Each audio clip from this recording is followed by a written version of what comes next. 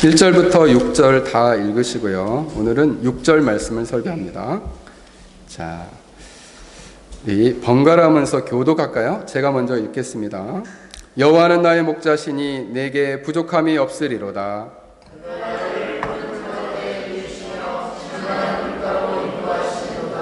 내 영혼을 소생시키시고 자기 이름을 위하여 의의 길로 인도하시는도다.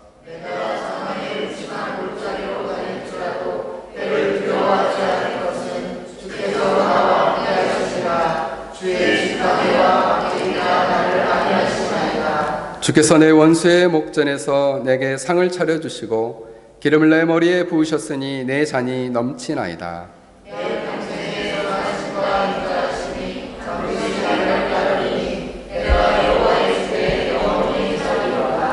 아멘. 제가 잠깐 기도하겠습니다. 거룩하신 하나님, 이 시간 저희가 말씀을 듣겠사오니 성령 하나님 하늘을 가르고 저희의 심령을 가르고 역사하시고 저희의 눈을 밝히 열어주시고 착한 마음으로 이 말씀을 받아 순종케 하옵소서. 예수님의 이름으로 기도합니다. 아멘. 네, 여러분 만나서 반갑습니다. 오늘은 사실 저희 교회가 개척한 지가 얼마 안 됐거든요. 그래서 개척한 지가 이제 한 넉 달, 5달 이렇게 돼가는데, 교회에 등록하신 분들은 지금 한국 가셨는데 오늘은 또 새롭게 방문하신 분들이 많으셔서 진심으로 여러분들을 환영합니다. 시편 23편을 그동안 여러 번에 걸쳐서 설교를 했고, 오늘 마지막 이제 6절 강의하는 설교입니다. 오늘 말씀의 제목은 여호와의 집에 영원히 거하는 축복이라는 주제를 가지고 말씀을 전하고자 합니다. 사람은 보이는 육체와 그리고 보이지 않는 영혼을 가지고 있습니다. 근데 인생에서 피할 수 없는 것이 딱 한 가지가 있는데, 그것은 바로 죽음이라는 것입니다. 죽음은 보이는 육체와 보이지 않는 영혼이 분리되는 상태를 죽음이라 말합니다. 그런데 많은 사람들은 죽음 이후에는 아무것도 없다, 끝이다, 이렇게 얘기하는 사람이 많은데, 기독교에서는 죽음 이후에는 두 가지가 있다고 말합니다. 하나는 천국이고 하나는 지옥인 것입니다. 그러므로 이 세상 사람들이 세상을 떠나는 순간 딱 두 가지로 분리가 되는 겁니다. 천국이냐 지옥이냐. 천국에서 영원히 사느냐 지옥에서 영원히 사느냐는 세상에서 가장 중요한 문제입니다. 저도 이제 한국에서 꽤 오랫동안 목회를 했는데, 한국에서는 너무 바삐 살아요. 그러니까 앞에 닥친 문제가 너무 많기 때문에 이렇게 죽으면 천국을 가느냐 지옥을 가느냐, 이걸 크게 중요하게 생각하지 않는다는 거죠. 그런데 곰곰이 생각해 보십시오. 죽고 나서 영원한 고통을 받는 지옥에 가느냐, 영원한 즐거움과 생명이 있는 천국에 가느냐는 인생 최대의 문제인 것입니다. 오늘 본문에 보면 여호와의 집에 영원히 거하는 삶에 대해서 나오고, 또한 영원한 불과 유황으로 가득 찬 감옥 같은 지옥에서 영원히 삶은 삶이 나옵니다. 여러분들은 어떠한 삶을 선택하시겠습니까? 목자이신 여호와 하나님을 따라서 걷게 되면 마지막 도달하는 축복이 있는데, 그것이 바로 오늘 본문에서 말하고 있습니다. 이 축복은 크게 두 가지인데, 하나는 현재적인 축복이고 또 하나는 미래적인 축복입니다. 오늘은 이 두 가지를 다 말씀을 드리고자 합니다. 오늘 성경에 보면 내 평생에 라고 말씀하고 있는데, 이걸 원문에 보면은 나의 생명의 모든 날들에, 이런 뜻입니다. 그러니까 자기의 생명을 가지고 있는 모든 날들 동안에 나를 따르니, 이런 말이 있어요. 그러니까 자기가 생명을 가지고 있는 날 동안에 자신을 따르는 것이 있다는 겁니다. 여러분은 여러분의 인생 가운데 뭐가 여러분을 잘 따라다니던가요? 뭐가 잘 따라다니던가요? 저도 영화 중에서 이렇게 첩보 영화 같은 거 좋아하는데 007 영화가 제일 유명하죠. 007 영화를 보면은 그 주인공이 가는 곳마다 항상 사건이 발생하고 사건이 따라다녀요. 거기에는 사람들이 죽기도 하고 다치기도 하고 총에 맞기도 하고 칼에 맞기도 하고 그리고 두들겨 맞기도 하고 어떤 사람은 이처럼 삶을 살아가게 되면 폭력과 죽음이 따라다니는 사람이 있고 불행이 따라다니는 사람이 있어요. 그런데 오늘 본문에 보면 내 평생에 놀랍게 그 무언가가 나를 따라다닌다는데 그게 바로 뭐냐면 큰 축복이 자기를 따라다닌다는 것입니다. 여호와를 목자 삼아 살아가는 사람은 놀랍게 두 가지의 축복이 그를 따라다닌다고 말합니다. 원래 이 나를 따르리니 라는 말은 원문에 보면 나아프입니다. 나아프란 말은 뒤따르다, 추적하다 라는 뜻이에요. 놀랍게 그 축복이 뒤따르며 그를 추격한다는 거예요. 여러분의 인생은 하나님의 축복이 추적하기를 바랍니다. 창세기 12장 1절에서 3절을 보면 이런 말씀이 있습니다. 너는 복이 될지라 너를 축복하는 자를 내가 복을 내리고 너를 저주하는 자를 내가 저주하리니 땅의 모든 족속이 너로 말미암아 복을 얻을 것이라 이렇게 말씀합니다. 일명 복의 근원이요 복의 통로임을 말씀하고 있습니다. 이것은 아브라함에게 하신 말씀이요 아브라함의 자손인 영적 자손이라 할 수 있는 하나님을 믿고 따르는 자 하나님을 목자 삼아 살아가는 자에게 주시는 축복입니다.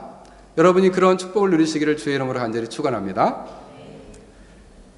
그러면 이 땅에서 축복이라고 할 때 가장 큰 축복은 어떤 축복일까요? 사도행전 16장에 보면 빌립보 간수가 나옵니다. 그는 바울과 이제 실라가 붙잡혀 있을 때 탈출할 줄 알고 자살하려고 했어요. 근데 바울이 자살하지 말도록 그를 권면했습니다. 우리가 도망가지 않았다. 문이 열렸어도 우리가 도망가지 않았다. 그러자 그가 깜짝 놀라고 묻습니다.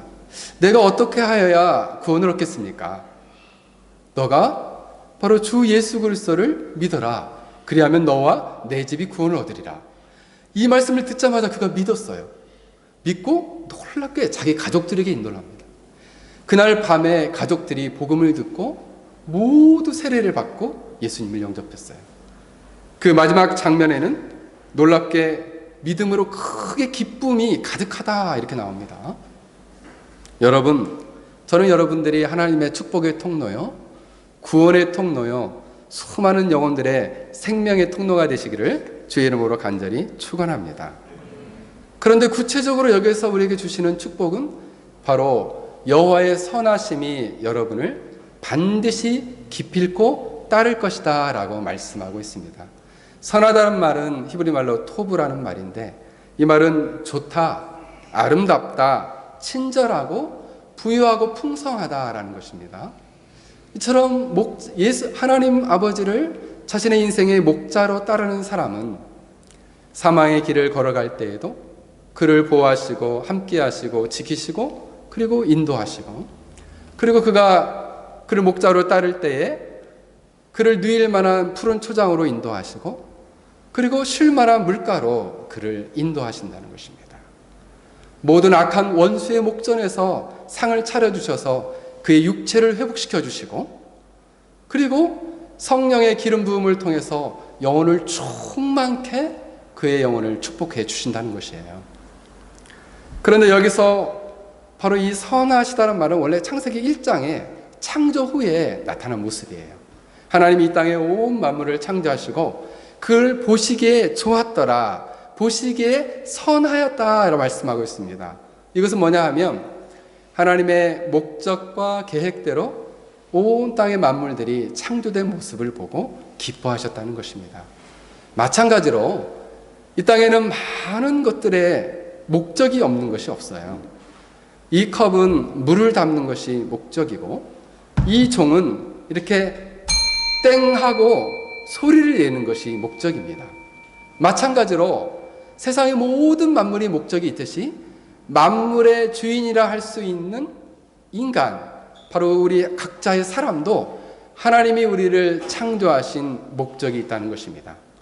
창조하신 목적과 구원하신 목적은 동일합니다. 그것은 바로 무엇이냐면 하나님을 기쁘시게 하고 하나님을 영화롭게 하고 하나님을 뜨겁게 사랑하는 것입니다.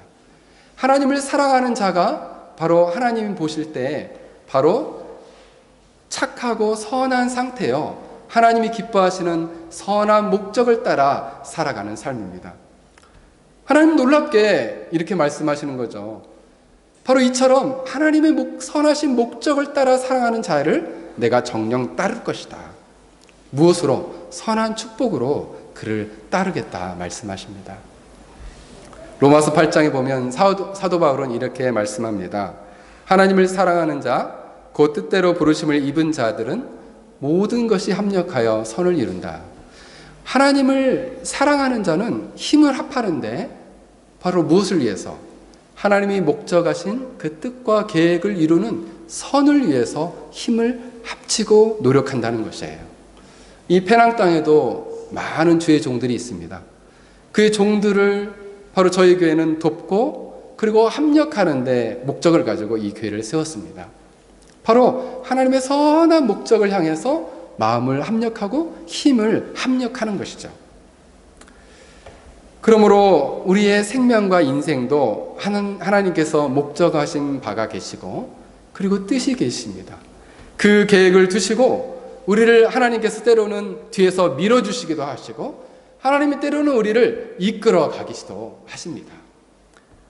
오늘 우리가 생명 있는 날 동안에 여러분에게 그런 목적을 주셨고 계획을 주셨습니다. 여러분들은 그 선하신 목적과 계획을 쫓아서 살고 있습니까?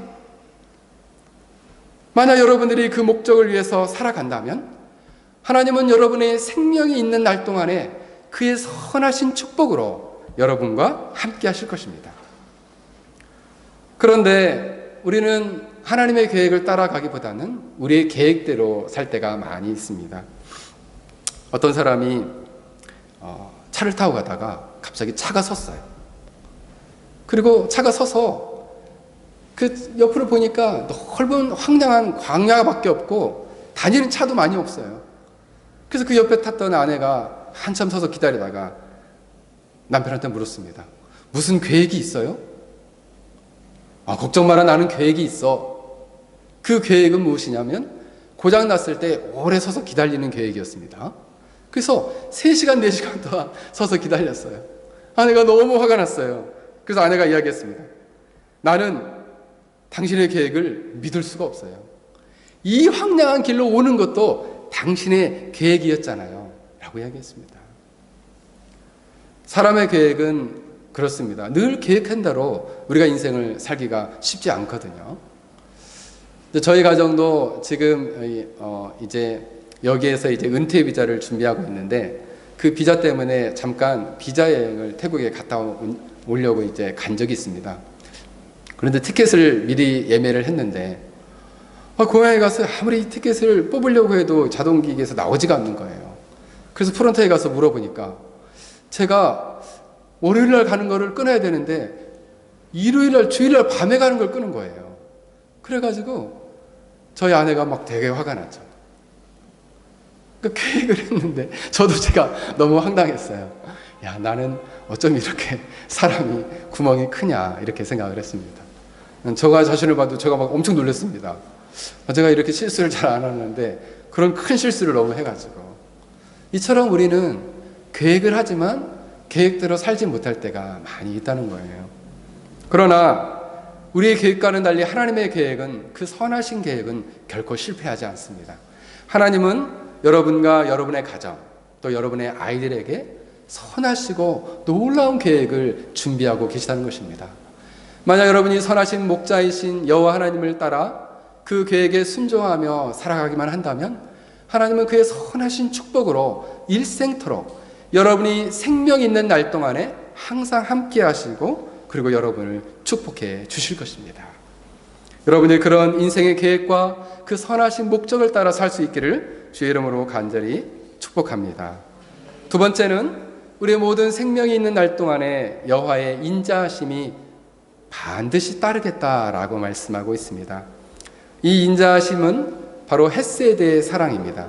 이 헤세드의 사랑은 친절하다, 긍휼히 여기다, 우리를 사랑하시다라는 의미인데, 우리를 특별히 지명하여서 특별한 사랑으로 함께 하신다는 의미입니다.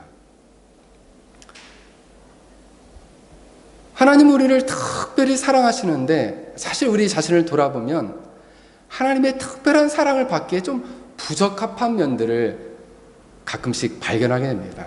왜냐하면 우리의 사랑은 너무나 변덕이 심하고 우리의 사랑은 너무나 편견이 심해요.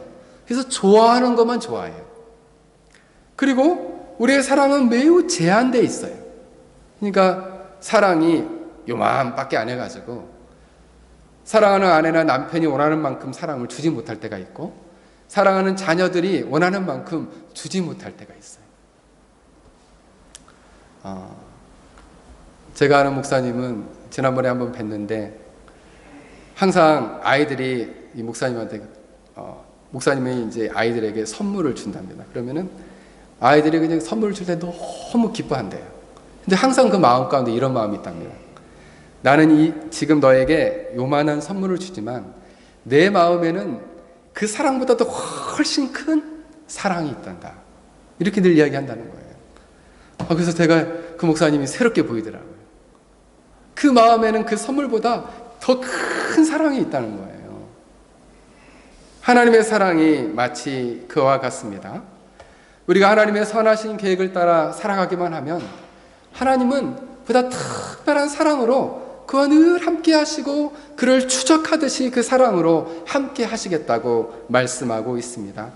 그래서 그를 풍성한 푸른 초장으로 그를 누이시기까지 그를 안식을 주시고, 그래서 그의 육체적인 강건함으로 그를 인도하시고, 먹을 것과 마실 것, 쉴만한 물가로 인도하셔서 먹을 것과 마실 것, 초장에서는 먹을 걸 주시고, 그리고 쉴만한 물가에서는 마실 것을 주시고, 그리고 그를 올바른 의의 길로 인도하시고, 그 과정 가운데 때때로 사망의 골짜기를 허락해서 고난을 통해서 그를 순결하게 빚으시고 그의 믿음도 온전케 세워주시고, 그리고 악한 사단의 원수의 목전에서 그를 사랑을 차려주시듯 특별한 관계로 그와 함께 하시고, 그리고 성령의 놀라운 기름 부음으로 그의 영적인 충만한 잔이 가득 차서 넘치도록 하시겠다는 것입니다. 하나님께서는 여러분의 인생 가운데 이런 특별한 사랑으로 함께 하실 것이라 생각합니다. 한국에 1892년도에 도착한 선교사 부부가 있었습니다. 그 선교사 부부의 이름은 밀러 선교사입니다. 한국명으로는 민로하 선교사입니다. 이 선교사님은 부부가 입국을 했는데 아이를 너무 갖고 싶었는데 아이를 갖지 못했어요. 그래서 6년 만에 이 아이를 갖게 됐습니다. 그런데 이 아이가 이제 6년 만에 태어난 아이가 그 땅이 너무나 한국 땅이 열악하다 보니까 8개월 만에 하늘나라에 가게 됐습니다. 그래서 이 아내가 너무 낙심했어요. 그래서 양화진에 그 아들을 묻었는데 3년 뒤에 이제 아픔이 좀 잠잠할 만해서 다시 아이를 갖게 됐어요. 그래서 1902년 3월 17일 날 둘째 아이가 태어났는데, 그 아이가 태어나자마자 아이가 다시 죽고 말았습니다. 그래서 그 둘째 아이 역시도 하늘나라에 가게 됐어요. 그래서 이 사모님은 너무나 낙심이 된 나머지 1년 만에 하나님의 부름을 받고 그 사모님조차도 하나님 나라에 가게 됐습니다. 이때 이렇게 슬픔에 잠겨있는 모습을 보고 한 조선 사람이 그 선교사님한테 물었습니다. 당신이 전하는 예수님이 누구시기에 어떻게 이렇게 당신을 힘들게 하십니까? 라고 물은 거예요. 당신이 전하는 예수가 누구시길래 어떻게 그분은 당신을 이렇게 힘들게 하십니까? 그러자 그 선교사님이 대답 대신에 찬양을 지어 불렀습니다. 그게 오늘 우리 찬양 부른 찬송가 96장입니다. 예수님은 누구시냐? 바로 그 예수님은 나에게 우는 자의 위로이시고 없는 자의 풍성이십니다.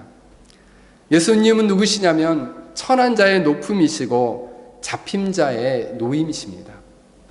예수님은 누구시냐면 약한 자의 강함이시고 눈먼 자의 빛이십니다. 예수님은 누구시냐면 병든 자의 고침이시고 죽은 자의 부활이십니다. 내가 전하는 예수님은 누구시냐 하면 추한 자의 정함이시고 죽을 자의 생명이시고 죄인들의 중보이시고 멸망자의 구원이십니다.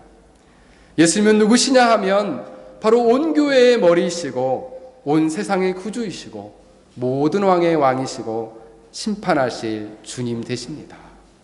그래서 그분이 나에게 기쁨이 되시고 생명이 되시고 평화가 되시고 영광이 되십니다. 이렇게 고백했습니다. 저는 생각해 봤어요. 내가 만약 그 민노아 선교사님의 입장이었다면 바로 이렇게 찬양할 수 있었을까?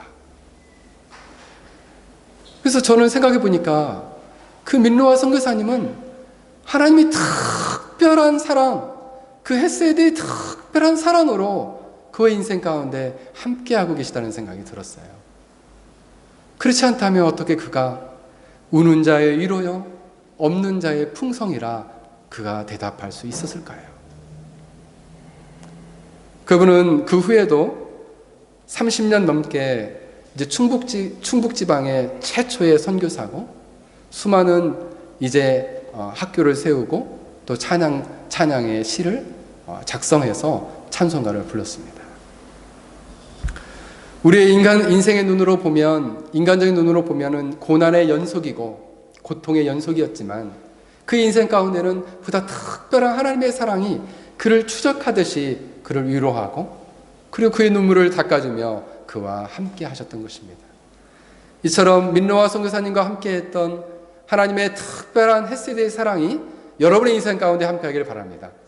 고난보다는 보다 형통한 길로 여러분과 함께 하기를 주의 이름으로 축복합니다.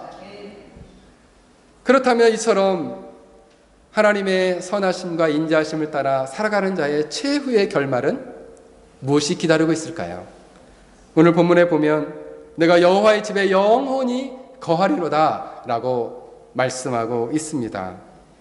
여기서 나오는 여호와의 집은 크게 두 가지 의미가 있습니다. 1차적으로는 예루살렘 당시에 옮겨진 법궤를 둔 성막을 가리키는 거예요.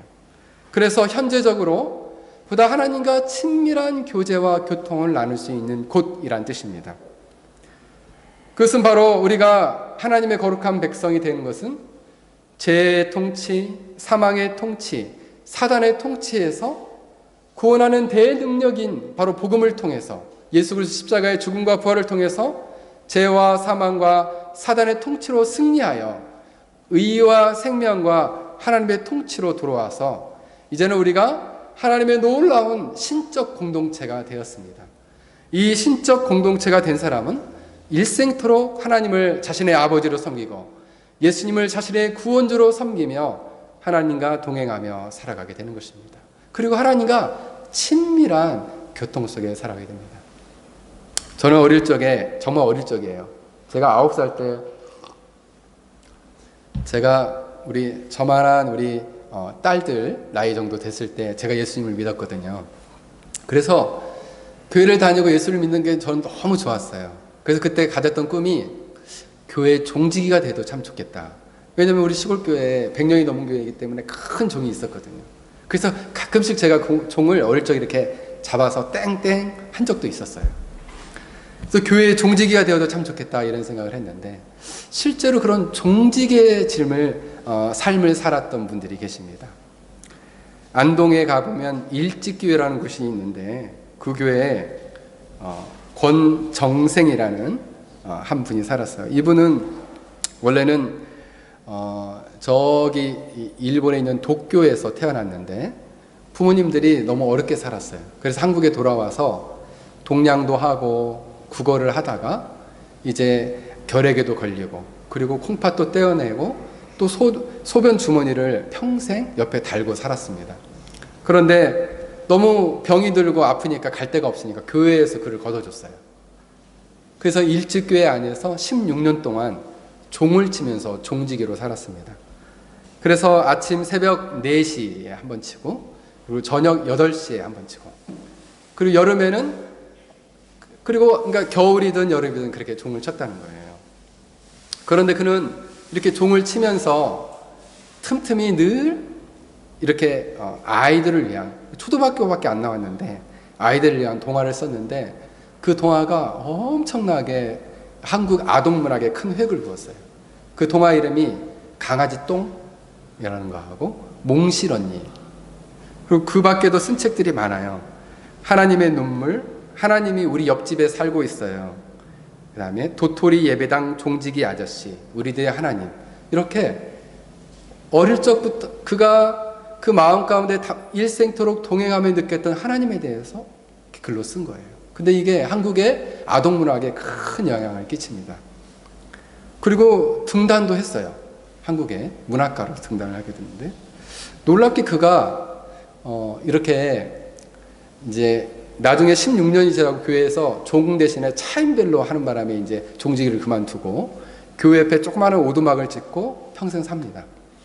그리고 이제 하나님의 부름을 받는데, 하나님을 부름을 받을 때 너무 가난하게 살았는데 보니까 통장에 돈 10억이 넘게 있었어요. 이거를 한국의 어려운 아이들을 위해서 기부를 하고 그리고 하나님의 부름을 받았습니다. 이처럼 그 종직의 인생을 살면서 일생토록 여호와 하나님과 동행하는 현재적인 축복을 받는 사람은 바로 오늘 본문에 나오는 여호와의 집에 현재적으로 거하는 삶이에요. 미래적으로 우리가 여호와의 집에 거하는 삶이 있는데, 그것은 바로 우리가 죽음 이후에 바로 천국이냐 지옥이냐를 바로 결론을 내는 것이죠. 종말에는 크게 교리적으로는 두 가지가 있습니다. 개인적인 종말과 우주적인 종말이 있어요. 개인적인 종말은 언제 하나님이 우리를 부르실지 모르죠. 우주적인 종말은 예수님이 재림주로 오실 때 일어나게 됩니다. 그때 우리는 영원한 안식과 영원한 생명을 누리게 될 것입니다. 그런데 이 개인적인 종말은 모두 다 그 개인적인 종말에 처하게 되는 거죠. 1678년도에 존 버녀라는 청교도가 철로 역정이라는 책을 썼습니다. 이 책은 크리스찬이라는 한 젊은이가 순례길을 걸어가면서 천국 도시, 바로 천국을 향하여 가는 그 역정, 그 역정은 거쳐가는 과정이라는 뜻입니다. 그 과정에 대해서 은유적으로 그리고 풍유적으로 또 알레고리칼하게 바로 그 내용을 동화로 썼습니다. 그런데 그가 이제 이 크리스찬 이 천로역장 장면을 보면은 크게 세 가지가 가장 큰 인상이 남습니다. 저 개인적으로 첫 번째는 뭐냐 하면, 크리스찬이 이제 해설자의 집을 떠나가지고 좁은 길을 걸어서 아주 험난하고 좁은 언덕을 쭉 올라갑니다. 쭉 올라가는데 그 길 자체가 너무 힘들어요. 근데 그 뒤 어깨에는 자기가 감당하기 힘든 큰 짐이 있어요. 그 짐이 일명 죄짐입니다. 죄짐. 근데 저 꼭대기에, 언덕 꼭대기에 십자가처럼 보이는 곳에 큰 빛이 비추는데, 그 십자가에 가까이 가자마자 놀랍게 그 짐이 이 어깨에서 탁 하고 풀려요. 그리고 그 큰 죄짐이 막 굴러갑니다. 굴러가면서 예수님이 부활하시고 남은 그 빈 무덤으로 쏙 하고 들어가요. 바로 예수님의 십자가를 만들 때 그 크리스찬의 죄짐이 벗겨지는 장면이 굉장히 인상이 남고요. 또 하나는 그가 이제 절망의 거인의 성을 지나고 허영의 도시를 지나서 마지막 도달하는 것이 도도하게 흘러가는 죽음의 강에 딱 도달합니다. 죽음의 강에 보니까 너무나 무섭고 두려운 거예요. 물결도 거칠고 두려워서 한 발짝도 내디디가 힘들어요. 그래서 마침 그 옆에 소망이 있었어요. 소망이 같이 이야기하면서 자기는 그 죽음의 강을 건너갈 수 있다는 거예요. 너무 두려운 나머지 그 옆에 있던 순례자에게 물었습니다. 이 죽음의 길을 건너가는 방법 말고는 또 없습니까? 그러니까 그 순례자들이 가르쳐 주는 거예요. 이 죽음의 강을 건너지 않고 걸어갈 수 있는 다리가 하나 있는데, 그 다리는 인류 역사상 딱 두 사람만 걸어갔습니다. 한 사람은 에녹이고 또 한 사람은 엘리야입니다. 다른 모든 사람은 바로 이 죽음의 강을 건너가야 합니다. 이렇게 얘기합니다. 그래서 두려워도 그 죽음의 강물에 들어가서 의식을 잃어요. 의식을 잃은데 소망이 가끔 소리쳐요. 저 언덕에 있는 바로 저 주님을 바라봐. 네가 그 믿음을 가지고 주님을 바라봐. 했을 때 주님을 딱 바라보자 강이 낮아지고 굳게 두 발로 강 위에서 딱 서게 됩니다. 그리고 뚜벅뚜벅 건너서 그 죽음의 강을 믿음으로 건너게 돼요. 그리고 주님을 딱 만나게 됩니다. 근데 놀랍게 마지막 세 번째 장면은 주님 앞에 갔는데 천성문에 딱 갔는데 천성문에서 천사가 요구하는 게 하나가 있어요. 그게 바로 뭐냐면 천국에 들어오는, 천국도시에 들어오는 신분증을 내놓으라고 하는 거예요.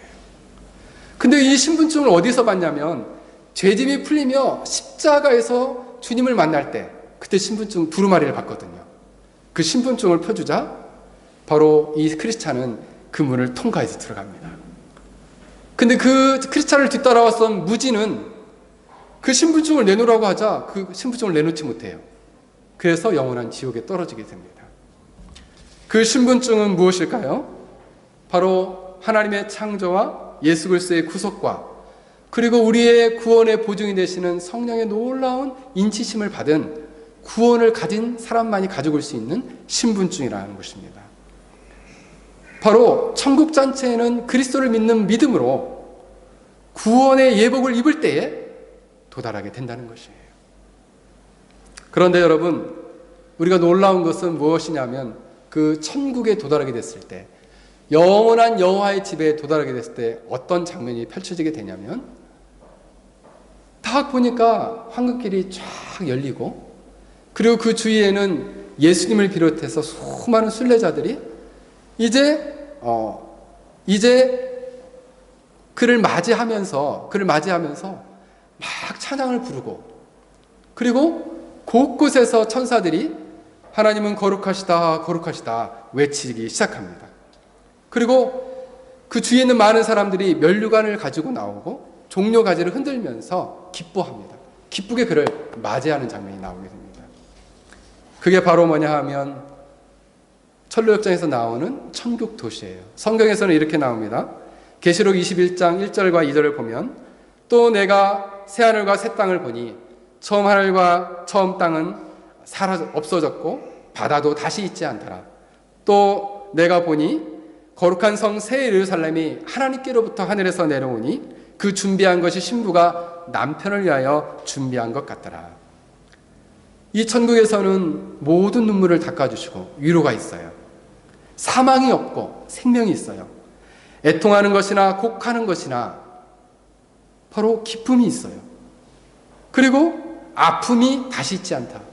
건강한 영원한 삶이 예비되어 있다는 것입니다.